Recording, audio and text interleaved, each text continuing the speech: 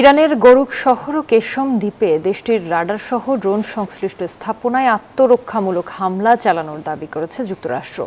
এই হামলার নিন্দা জানিয়ে যুক্তরাষ্ট্র যুদ্ধবিরতি লঙ্ঘন করেছে বলে অভিযোগ করেছে তেহরান। এদিকে নেতানিয়াহুর নির্দেশে লেবাননের সবচেয়ে গভীরে সামরিক অনুপ্রবেশ করেছে ইসরায়েল।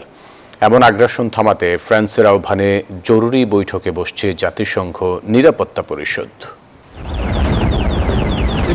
ওয়াশিংটন ও তেহরানের মধ্যে উত্তেজনা নতুন মাত্রা পেয়েছে। যুক্তরাষ্ট্র ইরানের একটি রাডার ও সামরিক স্থাপনায় আত্মরক্ষামূলক হামলার দাবি করেছে। মার্কিন সেন্ট্রাল কমান্ড বলছে, আন্তর্জাতিক জলসীমার উপর মার্কিন ড্রোন ভূপাতিত সহ ইরানের তথাকথিত আগ্রাসী কর্মকাণ্ডের জবাব হিসেবে এই অভিযান পরিচালনা করা হয়েছে।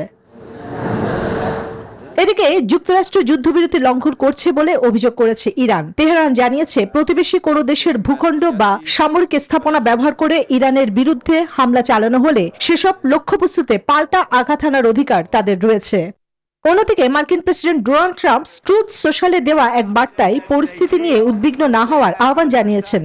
ইসরায়েলের প্রধানমন্ত্রী বেনিয়ামিন নেতানিয়াহুর সরাসরি নির্দেশে লেবাননে জোরালো সামরিক অভিযান শুরু হয়েছে। এই ধরনের আগ্রাসনের বিরুদ্ধে বিশ্বজুড়ে তীব্র প্রতিক্রিয়া তৈরি হওয়ায় ফ্রান্সের জরুরি আহ্বানে জাতিসংঘে বৈঠক অনুষ্ঠিত হতে যাচ্ছে।